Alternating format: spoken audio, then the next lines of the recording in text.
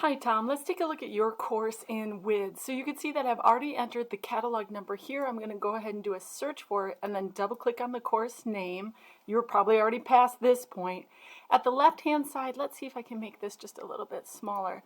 At the left hand side, for the Unit 1 assignment that still needs to be submitted, go ahead and click on Quick Prints and Outline of Instruction.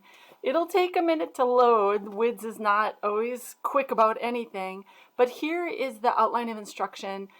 This is one place that you can find it. Then you can go ahead and export it to a PDF or Word, whatever you like, and then take that file. Once it's exported to your computer, downloaded and saved wherever you want it, then you can submit that one to Blackboard. And if you give me just a minute, actually at the end of this, I'll show you where to submit that.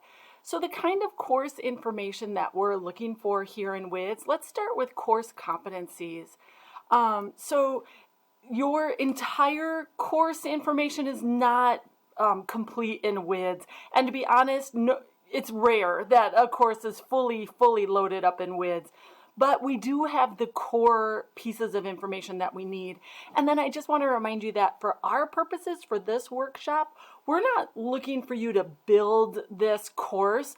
We're just looking for you to sort of find information, reflect on it, think about it, how you use it in your classroom. So you will build little components. They're for practice. They're just to show me that you understand what we've talked about in the unit. So from that perspective, you have enough to go on in WIDS. Don't worry that we're looking for perfection or a fully built out course. We're not looking for that at all. So for example, you have your competencies. We're going to use these in Unit 3 and we're going to continue to build on them as you've seen in future units as well. Let's take a look, see if you have performance standards. That's great. That's not always there.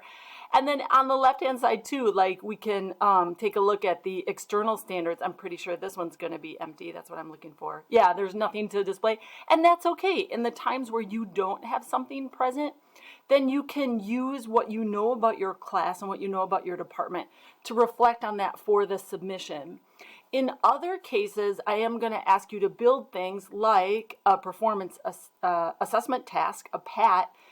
There's probably not going to be one in WIDS. Let me give that another click here. I'm trying to load it. There it goes.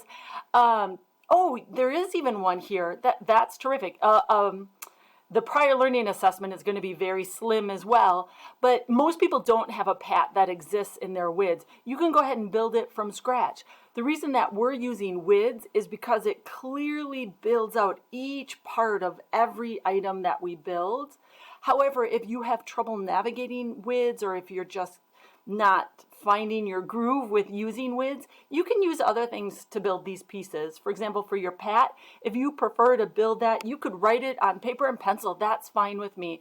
Our real true purpose is just to have you reflect on these things that we're learning and think about how we've applied them in our course, right? We're all experienced teachers. We're just getting a refresh on this course design and assessment piece. So email me back if you have any other questions or troubles.